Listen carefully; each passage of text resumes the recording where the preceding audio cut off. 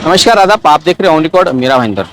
21 तारीख की रात में मीरा रोड के नया नगर में जो घटना घटी थी, उस घटना के बाद में 22 और 23 तारीख को मीरा भाईंदर शहर को धार्मिक हिंसा में जो झोंकने का काम किया गया था, उस दौरान पुलिस की भूमिका कैसे रही, इस पर अलग अलग लोगों की अलग अलग राय हो सकती है, टीका टिप्पणी भी हो सकती है, कोई तारीफ भी कर सकता है।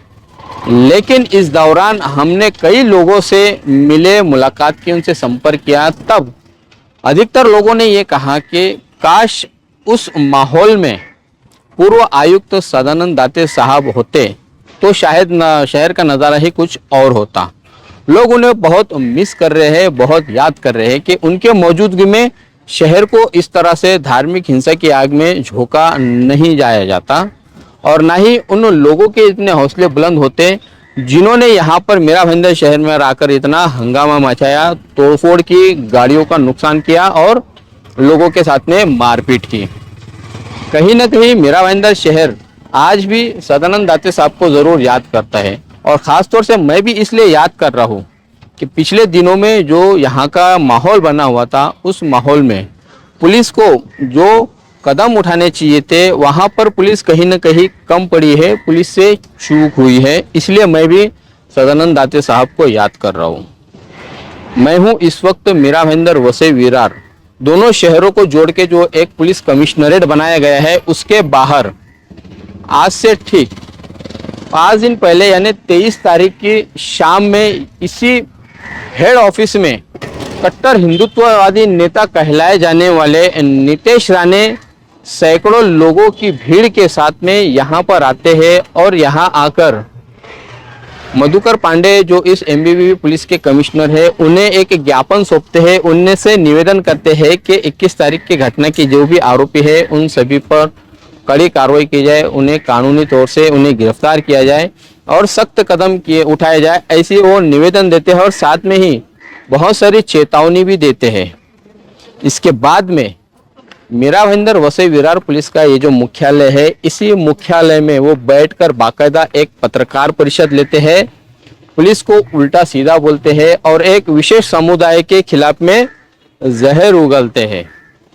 उन्हें ये हक किसने दिया कि वो इस मीरा भाईंदर वसई विरार पुलिस कमिश्नर में बैठकर प्रेस कॉन्फ्रेंस ले? क्या उन्होंने इसकी परमिशन ली थी? क्या उन्होंने इसका कोई बाकायदा फीस भरा था या फिर उन्हें किसने इस एमबीवीबी के हेड ऑफिस में आकर प्रेस कॉन्फ्रेंस लेने की अनुमति दी? ये बहुत बड़ा सवाल यहाँ पर उठता हुआ दिखाई दे रहा है।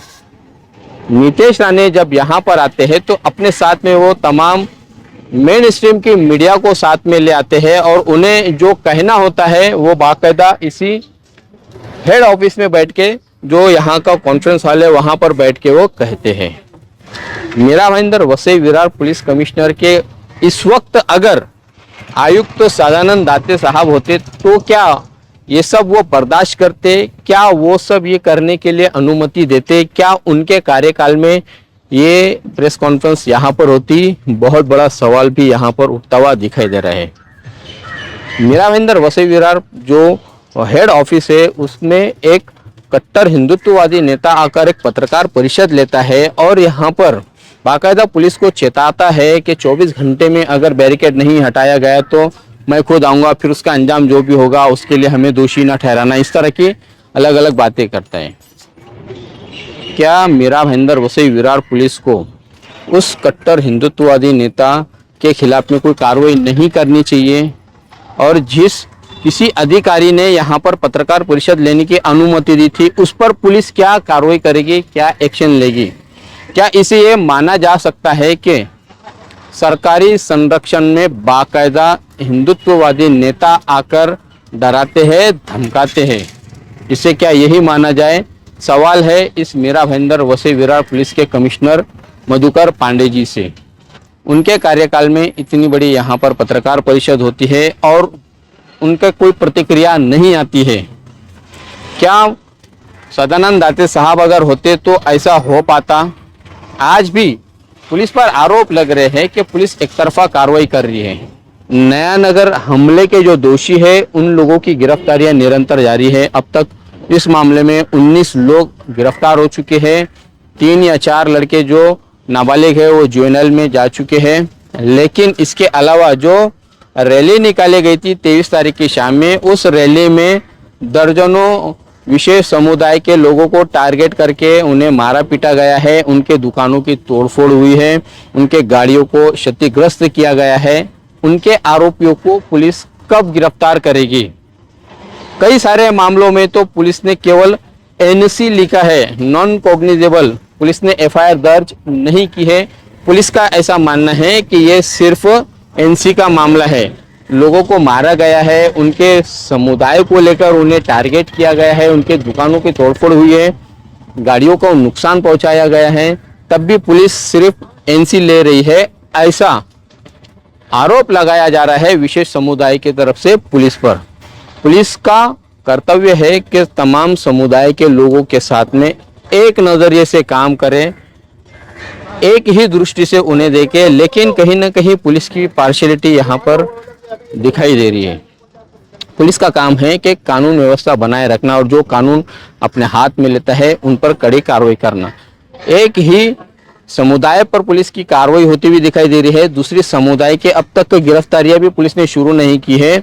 हमने जब इस बारे में जानकारी हासिल करने की कोशिश की तो पता चल रहा है कि पुलिस सीसीटीवी खंगाल रही है, पुलिस वीडियोग्राफी देखकर आइडेंटिफाइड कर रही है, लेकिन कोई गिरफ्तारी इस मामले में अब तक नहीं हुई है।